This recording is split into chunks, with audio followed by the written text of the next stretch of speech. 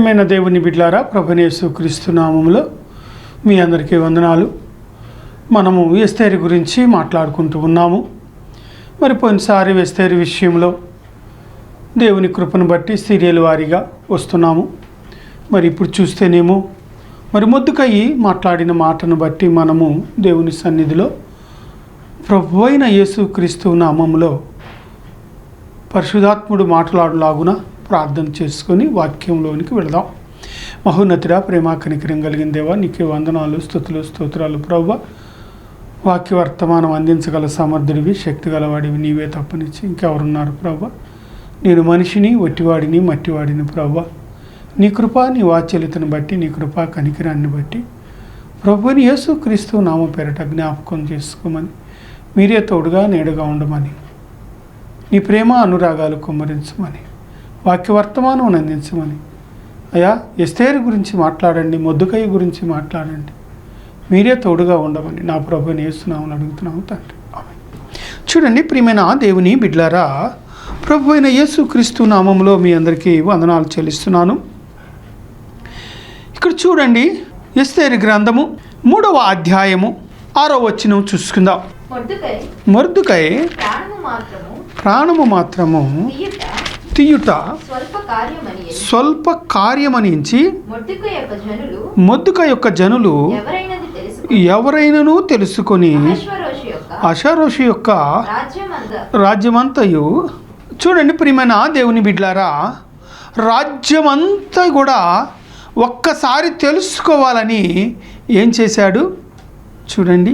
ఎంత కుయుక్తి కలిగి కేవలము నమస్కారము పెట్టినందువలన ఈయన ఎంతో కుయుక్తితో ఆలోచించి అసలు యూదులు అనేవారు ఎవరో వారిని మనము గ్రహించాలి. యూదులు అనేవారు ఎవరో తెలుసుకొని వారికి కీడు తలం పెట్టి ఉన్నాడు. అయితే మరొకసారి చదువుకుందాం. మొద్దుకై ప్రాణము మాత్రము తీయుట స్వల్ప కార్యమనించి మొద్దుక యొక్క జనులు ఎవరైనది తెలుసుకొని అహష్వేరోషు యొక్క రాజ్యమంతటను మొద్దుకై జనులకు యూదులందరినీ. చూడండి ప్రియమైన వారులారా, ఎంత తప్పుగా ఆలోచిస్తున్నాడు, ఎంత తప్పుగా ఆలోచిస్తున్నాడు. మరి పోయినసారి కూడా చెప్పుకున్నాము, సంస్కారం లేని వారికి నమస్కారము పెట్టకూడదు. అయితే ఈయనేంటి ఉద్దేశము?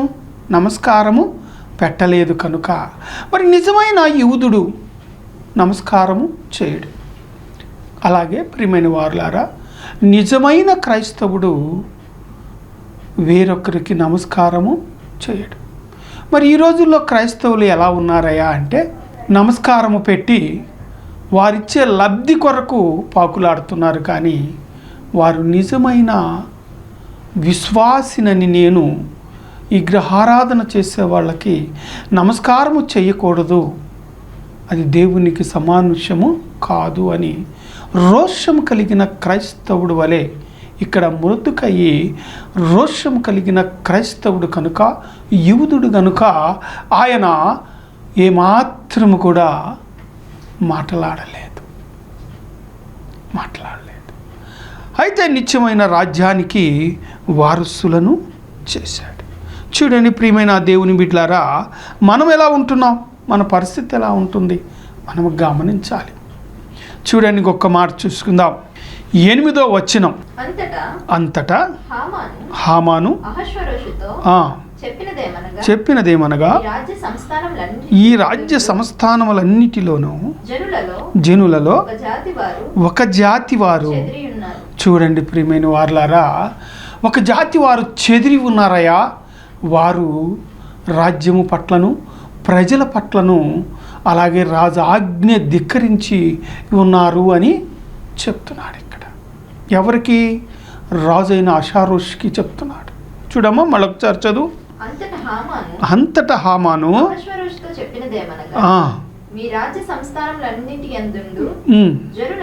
జనులలో ఒక జాతి వారు చెదిరి ఉన్నారు. వారు వీధులు వేరుగా ఉన్నవట. ఒక్క నిమిషం ప్రియమైన వారులారా, వీధులన్నీ కూడా మరి రాజు ఆజ్ఞకు తగ్గట్లుగా అయినను వారు జీవించట్లేదు కనుక ప్రియమైన వారులారా మీరు గమనించండి, ఒక తెగవారందరూ కూడా నీ ఆజ్ఞకు లోబడి జీవించని వారు ఉన్నారు కనుక ప్రియమైన వారులారా, మనము మరి దేవుని కుమారుడు అయిన నీవు కుయుక్తితో కలిగి విశ్వాసి అయిన మనము, ఒక క్రైస్తవులమైన మనము ఒక వేరే విశ్వాసం మీద ఎన్నో రకాల కుయుక్తి కలిగిన మాటలు చెప్తూ ఉంటాము. అది జరగని పని. ఇక్కడ ఎంతో చక్కగా మాట్లాడుతున్న మాట చూడండి, మరొక్కసారి చదువుకున్న మాట 9వ వచనం. రాజునకు సమ్మతి అయితే వారు హతము చేయబడినట్లు నేను, చూడండి ప్రియమైన వారులారా, నేను హతము చేయుటకు హామాను ఎంతో చక్కగా మాట్లాడుతూ, ఇదిగో యూదా గోత్రికులందరినీ కూడా చంపటానికి, అయా నీ ఆజ్ఞకు వారు లోబడి జీవించని ప్రజలు గనుక వారిని నేను హతము చేయుటకు నీ ఆజ్ఞే కావాలి. మరొకసారి చదువుకుందాం 9వ వచనం. రాజునకు సమ్మతి అయితే వారు హతము చేయబడినట్లును నేను ఆ పని చేయువారి, చూడండి ప్రియమైన వారులారా, 20,000 మణుగుల వెండి ఎవరికి ఇస్తానంటున్నాడు? రాజు యొక్క ఖజానాలో ఉంచుటకు తూచి అప్పగించినట్లు చట్టము పుట్టించమని. చూడండి ప్రియమైన వాళ్ళు, చట్టము అబద్ధపు సాక్ష్యపు పుట్టించుతారు. ఒక న్యాయవాది ఏదైనాను తప్పు చేయని వాడిని తప్పు చేసినట్లుగా అబద్ధపు సాక్ష్యమును పుట్టించి వారిని శిక్షించటానికి ఉంటారు. అట్లాగే ప్రియమైన వారులారా, ఇక్కడ ఏమంటున్నాడంటే, అయ్యా నీవు కొత్త సాక్ష్యాన్ని ఒకటి పుట్టించు. నీకిష్టమైతే ఒక తెగవారందరూ కూడా, అనగా యూదా గోత్రికులందరూ కూడా వారు లోబడి జీవించట్లేదు, అహంకారంతో గర్వంతో జీవిస్తున్నారు. అయ్యా నాకు నమస్కారం పెట్టలేదని చెప్పుకోవట్లా, ఇక్కడ నన్ను గౌరవించలేదంట్లా. అది పక్కన పెట్టేసి రాజునే గౌరవించట్లేదు, రాజు ఆజ్ఞను గౌరవించట్లేదు. వారు యూదావారు, వారిని యూదావారని కూడా ఖచ్చితంగా చెప్పకుండా ఏం చేశాడంటే హామాను, అయ్యా ఒకసారి ఆలోచించు, ఒక తెగవారు అంటున్నాడు కానీ యూదావారని కూడా చెప్పలేదు. వీళ్ళు యూదావారు లేదా బానిసలు అని చెప్పలేదు. ప్రియమైన వారులారా, ఎందుకని? అసూయతో, పోయినసారి చెప్పుకున్న అసూయతో, వీర్ష్య స్వభావముతో హామాను చేసిన కుయుక్తి కలిగిన ఆలోచనతో ఆయన ఏం చేశాడయ్యా అంటే, అయ్యా నువ్వు ఆజ్ఞ మాకివ్వు, ఇచ్చిన ఎడల 20,000 మణుగుల వెండిని నేను తూసి మీకు ఇస్తాను. చూడండి ఎంత కుయుక్తి స్వభావంతో ఉంటున్నారు. అలాగే ప్రియమైన వారులారా, క్రైస్తవుల దగ్గరికి వచ్చినప్పుడు అనేక మంది కుయుక్తి కలిగి ఆలోచన చేసి ఉంటున్నారు. అట్లాంటి ఆలోచనలు నీలో ఉండకూడదు. నీలో ఉన్న ఎడల నీవు దేవునికి అంగీకారముగా కాదు, అంగీకారమైన జీవితాన్ని నీవు జీవించాలి. అది దేవుని యొక్క సంకల్పమై ఉన్నది. చూడండి ప్రియమైన వారులారా, పోయినసారి నమస్కారము పెట్టలేదు. ఎందుకని పెట్టలేదు, దేనికని పెట్టలేదు మాట్లాడుకున్నాం. ఇప్పుడు చూస్తే యూదా గోత్రికులు ఒక గోత్రము వారు అంటున్నాడు. ఎంత కుయుక్తి స్వభావంతో మాట్లాడి రాజుగారి దగ్గర ఆజ్ఞ తెచ్చుకుంటానికి ఎంతో హామాను ప్రయత్నం చేసి తెచ్చుకున్నాడు. చూద్దాం ఆ మాట కూడా. చూడండి 10వ వచనం. తన చేతి ఉంగరమును తీసి దానిని అగాగీయుడగు ఆ, హామానుకిచ్చి హమానుకిచ్చి ఆ వెండి ఆ వెండి ఇయ్యబడి ఉన్నది. చూడండి ప్రియమైన వారలారా, అయ్యా వారు దేవుని ఆజ్ఞను ఉల్లంఘించలేదు అని చెప్పలా, రాజాజ్ఞను ఉల్లంఘించారు అని చెప్పుకొచ్చాడు. తప్పుడు సాక్ష్యం చెప్పాడు. ఆయన ఏం చేశాడు? రాజే ఏలుకున్న రాజముద్రిక కలిగిన ఉంగరముని, హక్కు, అధికారము అనగా ఇంకా రాజు తర్వాత రాజుగా ఒక అధికారముని నియమించి ఇచ్చాడు. ఎవరి కొరకు? యూదా ప్రజలను నాశనము చేయటానికి. ప్రియమైన వారలారా, అయితే అది ఎన్నడూ కూడా జరగని కార్యము. అది జరగని కార్యం. అది జరుగుద్దా? జరగదు. కుయుక్తి కలిగి ఆలోచించకూడదు క్రైస్తవులు. ఇది కుయుక్తి కలిగి ఆలోచించిన ఎడల తిరిగి నష్టపోతారు. ఇక్కడ ఏమంటున్నాడు? 4:12 చూసుకుందాం. వారు ఎస్తేరు యొక్క మాటలు మొర్దెకైకి తెలుపగా మొర్దెకై ఎస్తేరుతో ఇటు ప్రత్యుత్తరం ఇచ్చెను. రాజు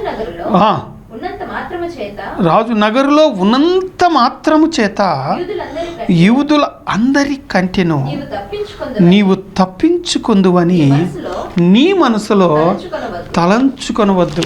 అయితే చాలు. అయితే ప్రియమైన వారలారా, ఈమె ఒక తలంపు తలంచింది అని ఎవరంటున్నారు? మొర్దెకై అంటున్నాడు. అయ్యా,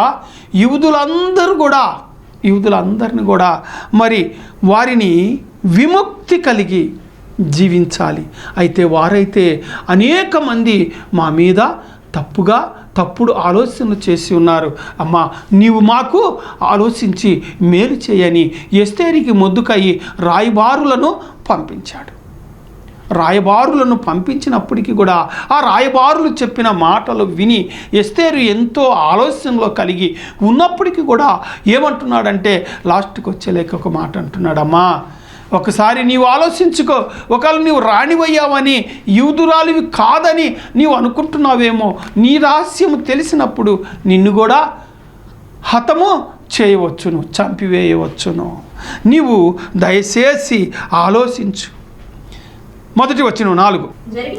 జరిగినదంతయు తెలియగానే మొర్దెకై తన బట్టలు చింపుకొని గోని పట్టాలు వేసుకొని బూడిద పోసుకొని పట్టణము మధ్యకు వెళ్ళి మహాశోకముతో రోదనము చేసి చూడండి, రాజు గుమ్మము మీదికి వచ్చాను. గోనె కట్టుకొనినవాడు రాజు గుమ్మమున ప్రవేశింపకూడదు. చాలండి, మళ్ళీ తర్వాత చదువుకుందాం. ప్రియమైన వారులారా, ఎందుకని కింద చదివించి మళ్ళీ పైకి వెళ్ళాడు అనేసి మీరు అనుకొనవచ్చు. అయితే దీని భావము రావటానికి చూడండి ప్రియమైన వారులారా, గోని పట్టా కట్టుకొని విజ్ఞాపన చేస్తున్నారు. ఎవరు? యూదా వారందరూ కూడా, ఈ యూదా ప్రజలందరూ కూడా అదిగో రాజుగారి గుమ్మము యొద్ద, ద్వారపాలకుని యొద్ద నిలబడి వారు ఏం చేస్తున్నారు? విజ్ఞాపన చేస్తున్నారు. ఎవరికి? ప్రియమైన వారలారా, క్రీస్తుకు పూర్వము ప్రత్యక్ష గుడారములో ప్రభువైన యెహోవా మోషేకు చెప్పినప్పుడు సమాధాన బలియు కృతజ్ఞతా బలియు అర్పించినప్పుడు నీవు ఇదిగో సమాధాన బలిగాను కృతజ్ఞతా బలిగా అర్పింపబడిన ఇదిగో ఈ గొర్రె పిల్లనైనను ఆ గొర్రె పిల్ల బూడిదను గువ్వనైనను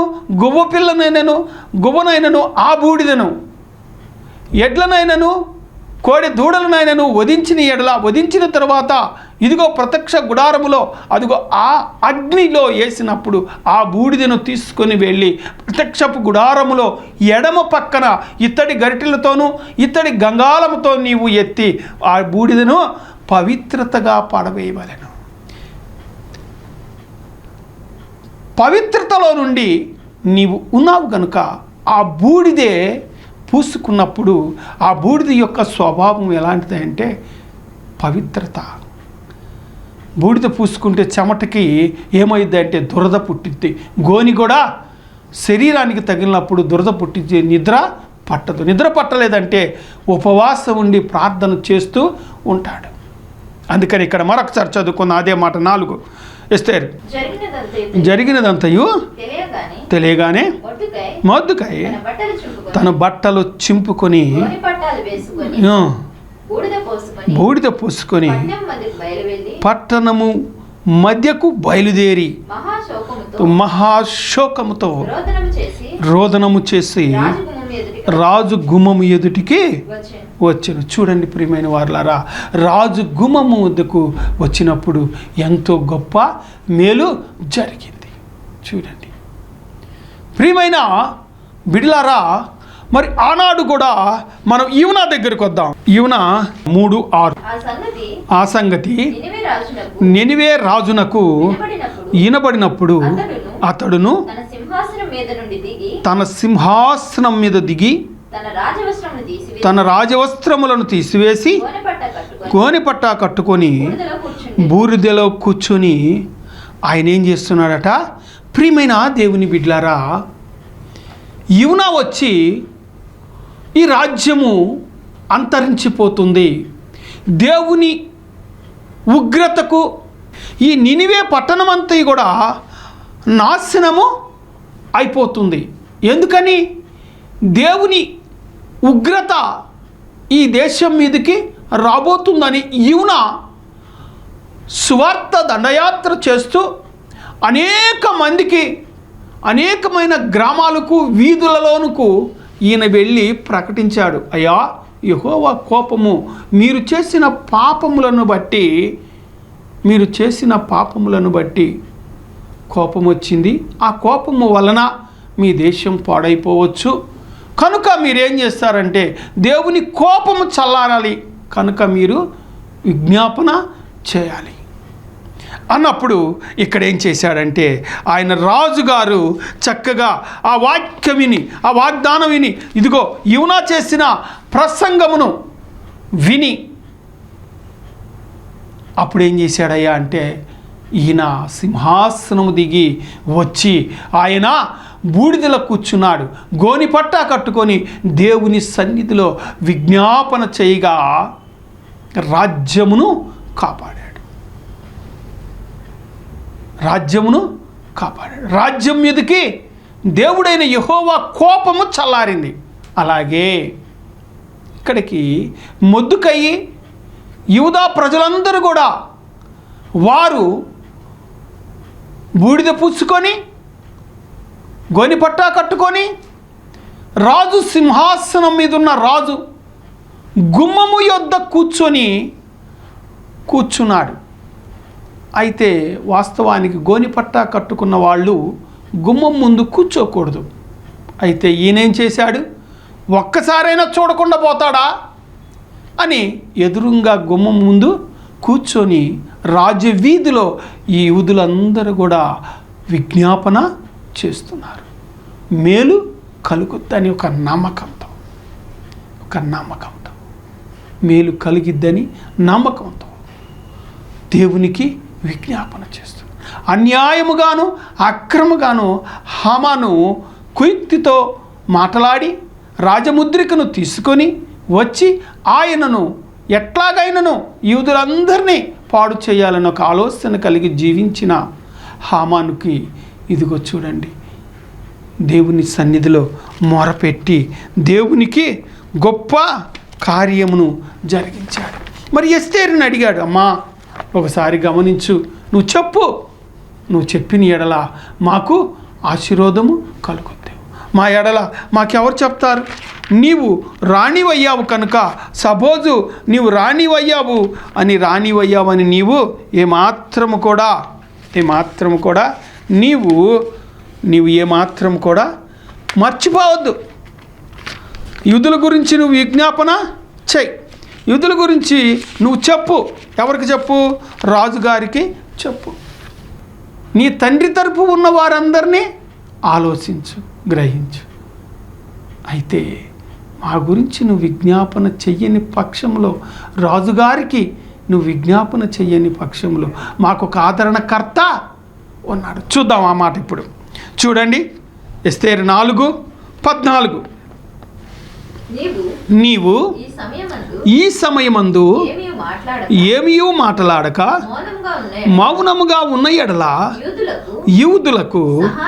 యూదులకు సహాయమును విడుదలయు మరి యొక్క దిక్కు నుండి వచ్చును గాని నీవును నీ తండ్రి ఇంటి వారిని నశించుదురు.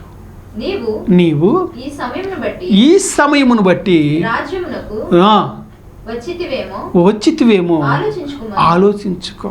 ఒక్క నిమిషం అండి ప్రియమైన వారలారా, నీవు రాణివయ్యావు.